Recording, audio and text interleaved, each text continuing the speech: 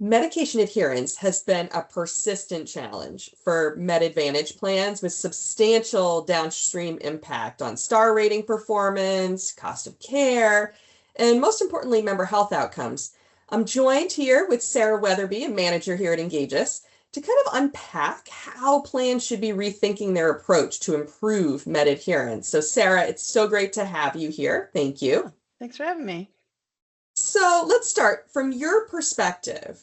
What are plans still getting wrong about why members, including those that have chronic conditions, really struggle with medication adherence today?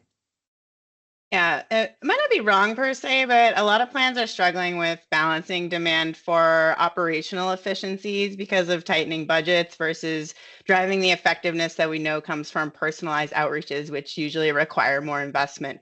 But medication adherence is really complicated. There are a number of reasons why folks struggle to get or take their medications regularly. And without taking the time to understand and, more importantly, respond to individual barriers, you might be tossing out generic messages that just don't resonate, or even worse, exacerbate an already challenging situation for someone who might be juggling a lot in their day-to-day life already. Yeah, that makes sense. So if you're trying to break a barrier for me and my challenge isn't cost, but maybe it's transportation, and you're talking to me about a cost problem, it might not resonate. So that makes good Absolutely. sense.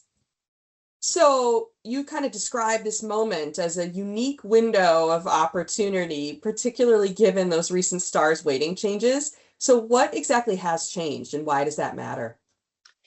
Yeah, so thinking about this from the payer side, and this pertains specifically to Medicare Advantage plans with prescription drug coverage or standalone PDPs, but the Centers for Medicare and Medicaid Services, or CMS, has temporarily reduced the weight of the three medication adherence star measures for measurement year 2026, which is right now, from one weight to one weight rather from their usual three weight. And they did that to allow plans to accommodate changes to the calculation methodology, which will include risk adjustments moving forward. So without getting too much into the scratches on the graph paper, the contribution of medication adherence measures to a total star rating will be a lot lower this year than last year and lower than it will be next year again. So this provides an opportunity for MAPD or PDP plans to feel a little more confident about trying something new for their members with less downside risk to what are usually tightly monitored and controlled programs. So if your Part D adherence scores have been lagging, this is the time to try something new. Offer an alternative program, a parallel program, pilot a new service that might help members, something like that. Okay, great. No, that makes a lot of sense. There's dollars on the line here, so now is the window of opportunity, truly.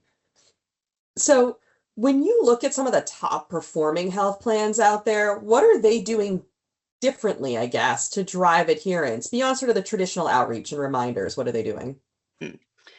Among top plans, we're seeing a few interesting recurring patterns. So perhaps surprisingly, given the budget pressures that we just talked about, one of those trends is insourcing part or all of medication adherence programs to specialized teams on the plan side. So leading plans have learned that some of the broad blanket messaging programs they've purchased from perhaps a vendor partner just aren't effective enough to elevate them from maybe 87, 89% adherence rates to 93, 94, 95% adherence rates across their key population. So there's this realization happening that the value of helping more folks to take medications as prescribed, especially folks living with chronic conditions, outweighs any operational savings of large scale programs that aren't as personalized and effective. So I think that's a really cool trend because it's really a win-win for members and for payers.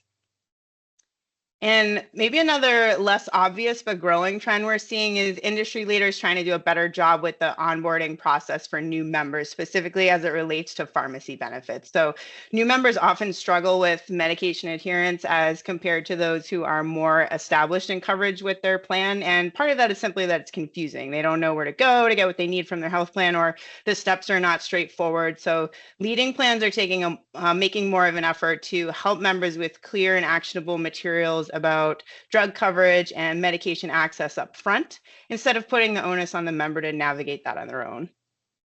Okay, so those are really two important trends, especially the first when you mentioned insourcing. Yeah. That's a real departure from what we've seen in the industry before. So It Good to is, yeah, know that you're starting to see that. Yeah, yep, and of course, making sure that we can make this easier for members is job number one. So that's absolutely. some good stuff you're seeing there. And so there's a lot of focus, especially when you think about communications and making things easier for members. There's a lot of focus on digital tools right now. How do you think plans should be thinking about the balance between digital engagement and human support to actually drive behavior change? It's such an important question. And I think a lot can and frankly should be done with technology, but there's definitely a balance to strike. Digital engagement is an important first step for folks who only need a nudge or might have a pretty straightforward question or case.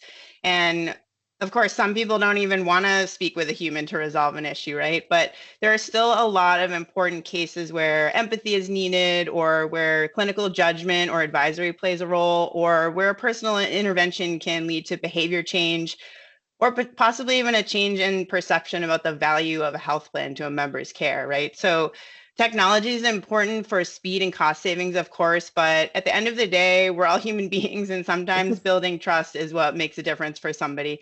And that can be really hard to do through digital channels alone. So I think the best uses of technology are ones that help amplify the people at the foundation of member or patient care. Yeah, no, I agree. I think the tech is needed, but you have to build that foundational trust. And then you can bring in the technology and some of those delighters to really make sure that you're catering to what members are looking for. But that foundational trust is so critical.